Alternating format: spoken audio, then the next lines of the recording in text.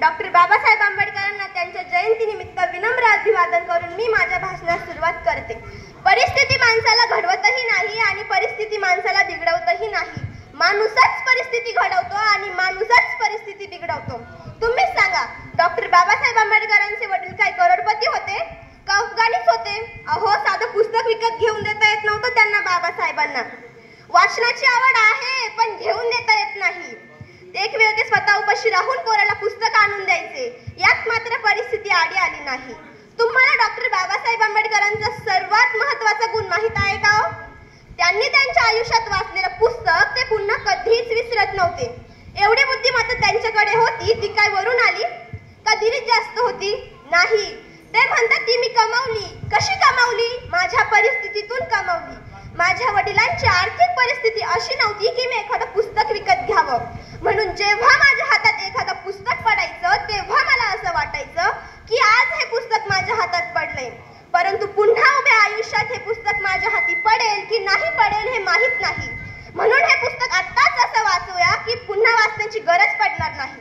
तुम्हाला माझ्या बोलण्यावरून कळलंच असेल की मी कोणाबद्दल बोलत आहे. हो, अगदी बरोबर, डॉक्टर बाबासाहेब आंबेडकर. कोण होते डॉक्टर बाबासाहेब आंबेडकर? डॉक्टर बाबासाहेब आंबेडकर नावाचा अर्थ बाणेदार ते स्वभावाने, बारकाईने अभ्यास करणारे, साधक बौद्ध धर्माचे हे हेतू ज्यांचा सर्वसामान्यांच्या विकासाचा, बदल समाजात घडवून आणणारे, आनंद सर्वसामान्यांच्या जीवनी आणला, बेधडक चौदार सत्याग्रह केला, डगमगले नाही संकटे आल्यावर, करते समाज उन्नतीचे, रच करते भारतीय संविधानाचे, असे होते डॉक्टर बाबासाहेब आंबेडकर. आकाशातील ग्रह तारे जर माझे भविष्य ठरवत असतील तर माझ्या मेंदूचा आणि मनगटाचा काय उपयोग? असे प्रखर व्यक्तिमत्व असणारे होते डॉक्टर बाबासाहेब आंबेडकर. अशा महामानवाचा, युग प्रवर्तकाचा म्हणजेच डॉक्टर बाबासाहेब आंबेडकरांचा जन्म मध्य प्रदेशातील महू या गावी 14 एप्रिल 1891 रोजी झाला. त्यांच्या वडिलांचे नाव रामजी तर आईचे नाव भीमाबाई होते. मला माणसांच्या सहवासापेक्षा पुस्तकांचा सहवास अधिक आवडतो. शिका, संघटित व्हा आणि संघर्ष करा. डॉक्टर बाबासाहेब आंबेडकरांचा हा संदेश तर आपल्या सर्वांना माहित आहे, पण आपल्यातील किती जणांना याचा अर्थ माहिती हो? डॉक्टर बाबासाहेब आंबेडकर म्हणतात, एज्युकेट, शिका.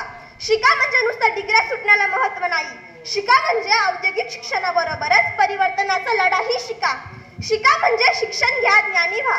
संघटित व्हा म्हणजे एकत्र येऊन काम करा, एकमेकांना मदत करा. आणि संघर्ष करा म्हणजे आपल्या हक्कासाठी, न्यायासाठी लढा. कारण शिक्षण हे वाघिणीचे दूध आहे आणि जो हे प्राशन करेल तो वाघासारखा गुरगुरल्याशिवाय राहणार नाही. आणि हेच वाघिणीचे दूध अस्पृश्यांना मिळणे अशक्य होते, हेही सर्वश्रुत आहे. बऱ्याच ठिकाणी अस्पृश्यांना पाणवठ्यावर पाणी भरण्याचा, पाणी पिण्याचा अधिकार नव्हता. त्यापैकीच एक होते महाड. येथील अस्पृश्यांना पाणी भरण्यासाठी पाणी भरू देत नव्हते. त्यामुळे डॉक्टर बाबासाहेब आंबेडकरांनी 20 मार्च 1927 रोजी 14 सत्याग्रह केला. सर्वप्रथम बाबासाहेबांनी